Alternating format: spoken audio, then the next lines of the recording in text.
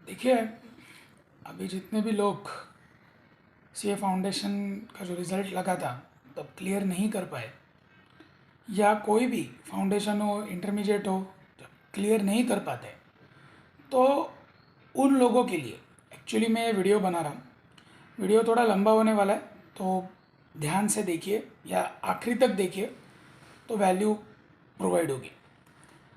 तो मैं इस वीडियो में कोई मोटिवेशन की बात नहीं करने वाला कि आपको नाउम्मीद नहीं होना है, आपको मोटिवेट होना है वगैरह वगैरह, क्योंकि मेरे ख्याल में इस पूरे प्लैनेट के ऊपर ही मोटिवेशन की कोई कमी नहीं है। भर भर के मोटिवेशन पड़ा हुआ है, यूट्यूब पे पड़ा हुआ है, बाकी के भी कई सारे चैनल्स पे पड़ा हुआ है। अगर इस पूरे प्लैनेट के ऊपर किसी चीज़ की कमी है तो वो है इम्प्लीमेंटेशन की।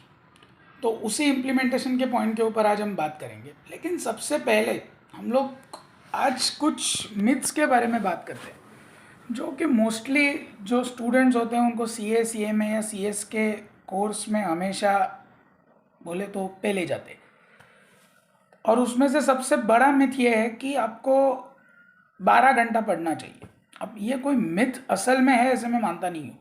असल में आपको सच में 10-12 घंटा पढ़ना पड़ता है। हायर लेवल्स पे तो बिल्कुल ही पढ़ना पड़ता है, फाइनल में अगर आप हो या इंटरमीडिएट में हो तो मेरा आपसे एक सिंपल क्वेश्चन है कि एक रैंकर भी 12 घंटा पढ़ता है, या दो बच्चे, हम ऐसे कह सकते हैं कि दो बच्चे हैं जो 12-12 घंटा पढ़ रहे, रिगरसली पढ़ रहे, 1 महीना 2 महीना जो भी होगा, 10 घंटा 12 घंटा जो भी रहेगा, वो उसमें से एक रैंक निकालता है, या मतलब 50 लोग रैंक निकालते हैं। कुछ लोग पास हो जाते हैं और कोई कोई लोग फेल हो जाते हैं, और बुरी तरह से फेल होते हैं। मतलब 20 मार्क्स 25 मार्क्स भी नहीं आते एग्जाम में, किसी पेपर में वगैरह, एग्रीगेट 100 के अंदर निपट जाते हैं। कई सारे लोग होते हैं ऐसे। अब मेरा सिंपल क्वेश्चन आपसे ये है कि अगर सिर्फ 12 घंटा पढ़ के आप सीए क्लियर कर पाते, तो फिर तो 12 घंटे पढ़ने वाला हर कोई पर्सन क्लियर कर पाता ना। तो इस देश में चार्टर्ड अकाउंटेंट्स की या कॉस्ट अकाउंटेंट्स की या इवन कंपनी सेक्रेटरीज की तो कोई कमी ना होती, क्योंकि 12 घंटा पढ़ना ये कोई बड़ी बात नहीं है। ठीक है, चलो हम अपने आप से कन्विंस करते हुए 4 महीना 5 महीना के लिए बाकी की सारी चीज़ों को बाजू में रखते हुए 10-12 घंटा रोज का पढ़ सकते हैं। हाँ, अब जो पढ़ ही नहीं सकते उनकी मैं बात नहीं कर रहा हूँ, लेकिन जो पढ़ सकते और या जिन्होंने एग्जाम के पहले कुछ पढ़ा ही नहीं था उनकी मैं बात नहीं कर रहा हूँ, उनका तो फेल होना तय था। बट जिन्होंने पढ़ा था फिर भी वो क्लियर क्यों नहीं कर पाए? ओके, तो इस बात चीज़ के बारे में मुझे लगता है कि एक वीडियो बनना चाहिए था, क्योंकि बाकी की कई सारी चीज़ें हैं कि जो जिसके ऊपर वीडियोस बना हुआ है, लेकिन ये चीज़ के ऊपर वीडियो नहीं बना था या।